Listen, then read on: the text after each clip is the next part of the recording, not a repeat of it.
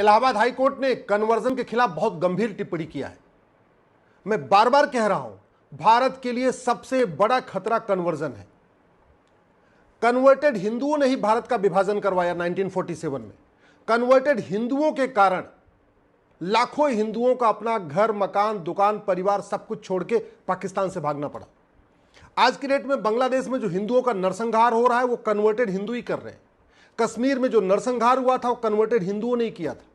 Converted हिंदुओं के कारण भारत के 9 राज्यों में हिंदू थर्ड क्लास जिंदगी जी रहे। कन्वर्टेड हिंदुओं के कारण भारत के 800 जिलों में से 200 जिलों में हिंदू थर्ड क्लास जीवन जी रहे। कन्वर्टेड हिंदुओं के कारण भारत के 6000 तहसीलों में से 1500 तहसीलों की डेमोग्राफी बदल चुकी है। कन्वर्टेड हिंदुओं ने ही कमलेश तिवारी से लेकर कन्हैया लाल तक हजारों लोगों की निर्मम हत्या कर दिया। कन्वर्टेड हिंदुओं ने ही हजारों बहन बेटियों को सूटकेस में भर दिया या तो फ्रिज में भर दिया। इसके बावजूद कन्वर्जन के खिलाफ कठोर कार्रवाई आज तक नहीं हो रही है। भारत में अगर आप ध्यान से देखिए तो जो समस्या चल रही है वो कन्वर्जन के कारण चल रही है। कन्वर्टेड हिंदू भारत को नहीं मानते, कन्वर्टेड हिंदू वंदे मातरम नहीं बोलते, कन्वर्टेड हिंदू भारत के विचार को नहीं मानते, कन्वर्टेड हिंदू वसुधैव कुटुंबकम को नहीं मानते, कन्वर्टेड हिंदू लोकतंत्र को नहीं मानते, कन्वर्टेड हिंदू भारत के संविधान को नहीं मानते, कन्वर्टेड हिंदू भारत के नारी तू नारायणी के सिद्धांत को नहीं मानते, कन्वर्टेड हिंदू जननी जन्म भूमि से स्वर्गादेव गरीसी के सिद्धांत को नहीं मानते, कन्वर्टेड हिंदू समता समानता समरसता को नहीं मानते। कन्वर्टेड हिंदू कभी नहीं कहते धर्म की जय हो, अधर्म का नाश हो, प्राणियों में सद्भावना हो, विश्व का कल्याण हो। तो अगर आप ध्यान से देखिए तो कन्वर्टेड हिंदू न भारत का त्यौहार मानते हैं, न भारत का विचार मानते हैं, न भारत के सिद्धांत को मानते हैं, न भारत की जीवन शैली को मानते हैं। वो सब कुछ विदेशी मानते हैं। उनका सिद्धांत विदेशी, उनकी सोच विदेशी, उनका पढ़ने का तरीका विदेशी, उनका त्यौहार मनाने का तरीका विदेशी, सब कुछ विदेशी है। इसलिए मैं बार बार कहता हूं कन्वर्जन को रोकना बहुत जरूरी है। मुगल भी यहां कन्वर्जन कराने आए थे। सत्ता तो उनके लिए एक साधन था। सत्ता उनको इसलिए चाहिए थी क्योंकि सत्ता प्राप्त करने के बाद कन्वर्ट कराना आसान होता है। अंग्रेज भी यहां व्यापार कराने नहीं आए थे, राज करने नहीं आए थे। उनका मुख्य उद्देश्य कन्वर्जन था। सत्ता प्राप्त करने से कन्वर्जन कराना आसान हो जाता है और नतीजा आप देख लीजिए। 500 सालों तक जब तक मुगलों का राज था या विदेशियों का राज था, उन्होंने केवल और एक काम किया, लगातार कन्वर्जन कराया। कन्वर्जन को रोकने के लिए हमारे पूर्वजों ने सिख पंथ बना लिया। कन्वर्जन को रोकने के लिए हमारे हजारों पूर्वजों ने बलिदान दिया। कन्वर्जन को रोकने के लिए छत्रपति शिवाजी महाराज ने इतना बड़ा बलिदान किया, गुरु गोविंद सिंह के परिवार ने इतना बड़ा बलिदान किया। इसके बावजूद हमारे ओटजीवी नोटजीवी कन्वर्जन के खिलाफ सामूहिक रूप से एक साथ होकर नहीं बोल रहे। अरे कन्वर्जन भारत के लिए, राष्ट्रीय सुरक्षा के लिए सबसे बड़ा खतरा है। और जो राष्ट्रीय सुरक्षा के लिए हमारे खतरा होता है उससे निपटने के लिए हमारे पास एक कानून है, एनएसए, नेशनल सिक्योरिटी एक्ट है। लेकिन भारत की कोई भी पुलिस एनएसए नहीं लगा रही है कि उसको डर है। मुझे समझ में नहीं आ रहा है कि एक शासन स्तर से एक नोटिफिकेशन इशू क्यों नहीं हो रहा है कि कन्वर्जन राष्ट्र की सुरक्षा के लिए खतरा है, इसलिए कन्वर्जन के खिलाफ एनएसए लगाया जाए। कन्वर्जन से ज्यादा देश की एकता अखंडता को खतरा और किसी चीज से नहीं है। सबसे बड़ा खतरा देश की एकता अखंडता को कन्वर्जन से ही है। और जो देश की एकता अखंडता के लिए खतरा होता है उससे निपटने के लिए हमारे पास कानून है, यूएपीए। लेकिन कोई भी पुलिस यूएपीए नहीं लगा रही। क्यों?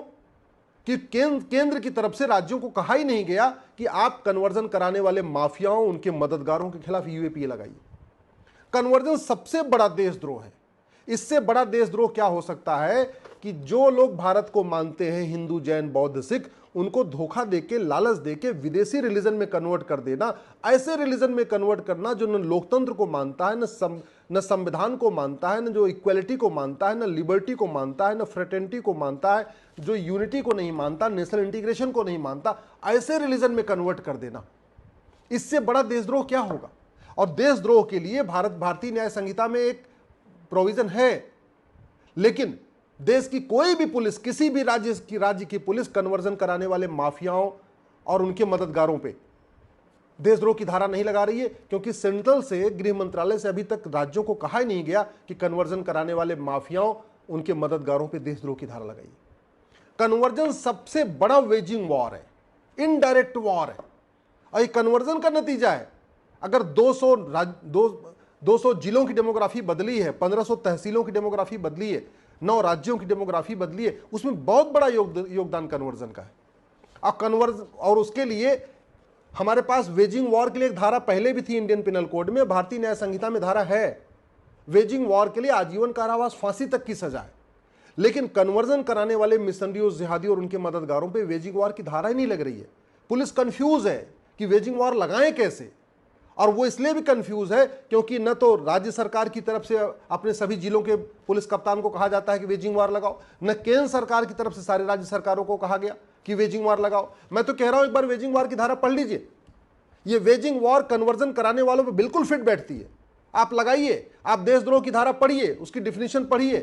कन्वर्जन से बड़ा कोई देशद्रोह नहीं और कन्वर्जन से बड़ा कोई वेजिंग वॉर नहीं, और देशद्रोह और वेजिंग वॉर दोनों इस कानून में लिखे हुए, लेकिन फिर भी नहीं लगा रही है, क्योंकि जो कप्तान होते हैं, वो जो कलेक्टर होते हैं, वो किस डर में रहते हैं कि मैं लगा दूं, पता नहीं हंगामा हो जाएगा, क्या हो जाएगा। अरे कुछ नहीं होगा। गाजियाबाद की पुलिस ने एनएसए लगाया कन्वर्जन कराने वालों पे, तो बाकायदा हाईकोर्ट ने अप्रूव किया। मैं कह रहा हूं कि आप देशद्रोह की धारा लगाइए, मैं गारंटी के साथ कहता हूं हाईकोर्ट अप्रूव कर देगी। आप वेजिंग वॉर लगाइए, कोई कोर्ट इसका विरोध नहीं करेगी। आप कन्वर्जन कराने वालों पे गैंगस्टर एक्ट लगाइए, ऑर्गेनाइज क्राइम लगाइए, क्योंकि कोई भी कन्वर्जन फ्री में नहीं होता। भारत में कोई भी कन्वर्जन फ्री में नहीं होता।